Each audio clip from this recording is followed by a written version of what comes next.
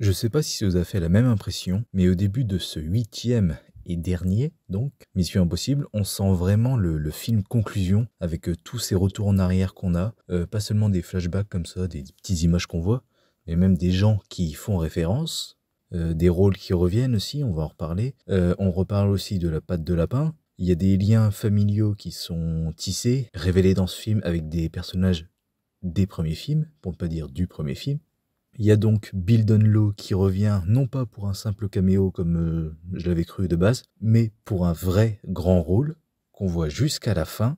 Vraiment, dès le début, j'avais le sentiment, ouais, c'est bon, c'est sûr, c'est le dernier film, quoi. C'est le film pour dire au revoir à cette saga.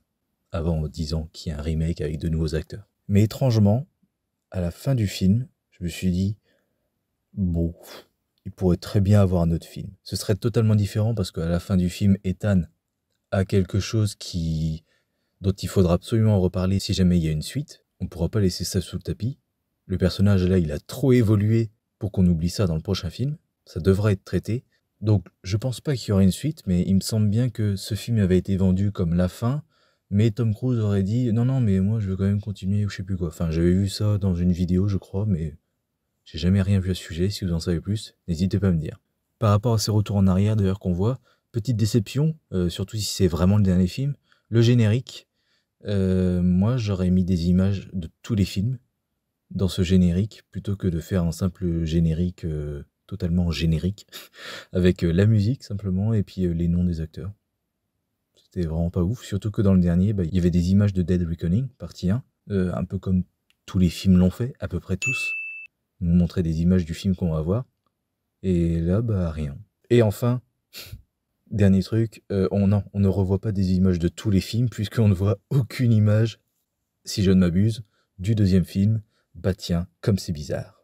Et pour parler une dernière fois des anciens films avant de parler de ce film-là, veillez, vraiment, c'est le 8e film, hein, mais bon, voilà. Il y a des gens, ils vont voir des films sans avoir vu les films d'avant. C'était mon cas, hein, j'ai vu le Fast and Furious 6 au cinéma et j'avais vu que le 1. Mais là, vraiment, histoire de ne pas vous gâcher les retournements de certains films, veillez à avoir vu le 3 quand même, mais surtout le 1. Je n'en dis pas plus. Ensuite, déception concernant Gabriel, le méchant du film depuis Dead Reckoning, partie 1. C'est un méchant que j'avais beaucoup aimé, enfin il a une voix classe en français. Il est classe, hein, l'acteur et tout, il est bien habillé, il est redoutable avec son pouvoir d'invisibilité, avec les caméras et tout. Le fait qu'il sache tout, enfin qu'il ait toujours un coup d'avance, même s'il se fait niquer comme un bleu à la fin, j'avais bien apprécié. Mais alors là, c'est pas que je l'ai pas apprécié, hein, c'est juste qu'en fait au début du film, il dit à quelqu'un, dis à Ethan que je l'attendrai. Et c'est le cas. C'est le cas. À la fin, il attend Ethan, confrontation, et merci, au revoir. Un peu décevant là-dessus. C'est un peu comme le T-1000 dans Terminator 2, voilà. On sort de Terminator 1, un film où le méchant est l'élément principal, qu'il faut fuir, il fait peur. Et dans le 2, le T-1000, il est encore plus redoutable, mais on le voit 10 minutes. Donc c'est un peu con. Nouvelle petite déception aussi quand même, il n'y a pas beaucoup d'action dans celui-là. À part le sous-marin et l'avion à la fin, franchement, on n'a pas trop été servi. Et comme la première partie, Dead Reckoning, là, ici, la réalisation prend à nouveau tout son temps.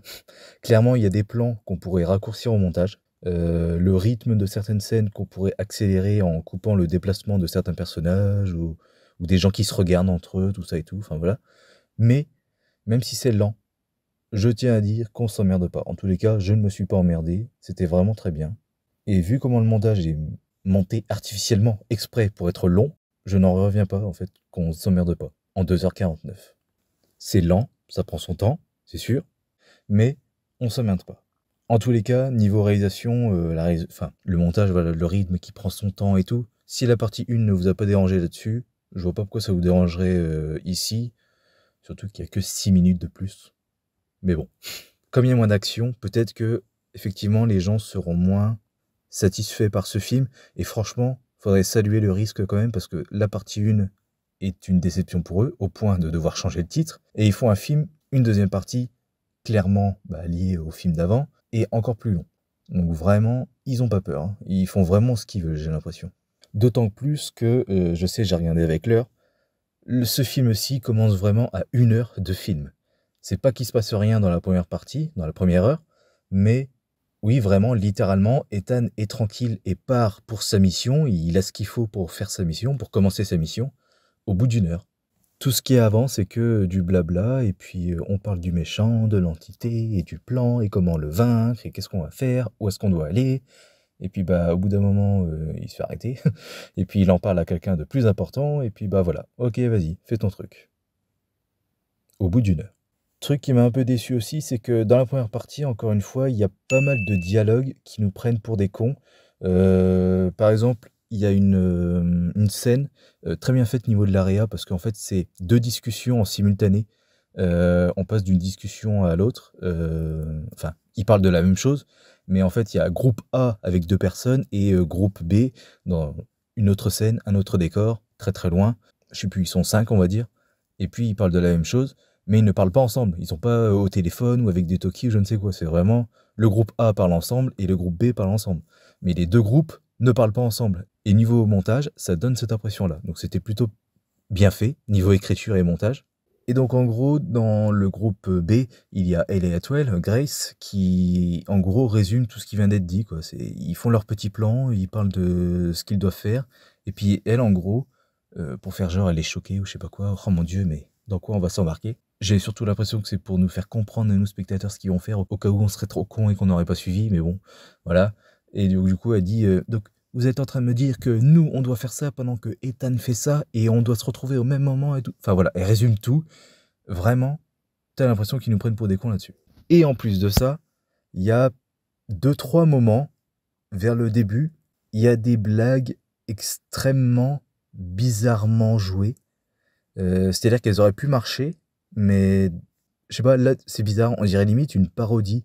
Et comme c'est plus au début du film, bah, j'ai eu très peur que le film soit comme ça, avec un ton pas très sérieux et totalement ridicule. Encore une fois, c'est avec Hayley Atwell, c'est au début, bah, je crois que c'est juste avant le générique. C'est-à-dire qu'il y a cette blague-là un peu bizarre, et hop, le générique commence, il me semble, mais je me trompe peut-être. Et en gros, Ethan vient de tuer deux gens en hors-champ. On entendait juste le bruit, et déjà ça faisait très cartoon. Vous savez, quand, je sais pas, on filme un personnage, et puis là, hop, il y a un autre personnage qui tombe dans les escaliers, puis ça fait boum, pam, oh, ah, boum, boum, oh. Et à chaque boum, pam, boum, vous voyez le personnage qu'on filme faire des mouvements, faire fermer les yeux, puis voilà, enfin bref, sursauter. C'était un peu pareil. Donc déjà, ça fait très cartoon. Et deuxièmement, le jeu de Tom Cruise après, quand il dit ah, bon allez, viens, on y va. C'est oui, oui, oui, j'ai du sang, enfin oui, c'est. Puis après, on vous voit comment il les a tués. Et puis il dit oui, bah ils allaient te tuer, donc bon allez, on y va. Puis elle reste là, il sort du cadre, et là il revient dans le cadre. Bon allez, on y va, faut y aller. Ça fait très bizarre. Je le fais mal, hein, évidemment, parce que j'ai un petit peu oublié tout, mais c'était un ton très léger, très bizarre, très peu bienvenu, très surprenant aussi. Donc heureusement, c'est pas pendant tout le film, hein, le film reste sérieux comme tous les autres films. Et globalement, vraiment, moi je vous incite à aller voir ce film et non pas cette merde de destination finale. Donc voilà, tout ça pour vous dire, vraiment, vous pouvez aller voir Mission Impossible 8. Pour moi, c'est un bon film. J'ai préféré la partie 1. Donc déjà, si vous n'avez pas aimé la première partie, peut-être que ce sera dur pour vous, je ne sais pas. Le film fait 2h49, c'est pas négligeable. C'est sûr, faut avoir envie, mais moi, franchement, je fais partie de ceux qui vous diront allez-y, n'écoutez pas la presse, ils sont pas contents, tant pis pour eux. Et bien sûr, quand vous l'aurez vu, n'hésitez pas à me donner votre avis dans les commentaires, surtout si vous n'êtes pas d'accord. Et je vous dis à très bientôt pour une prochaine critique sur Citizen Kane. Salut à tous.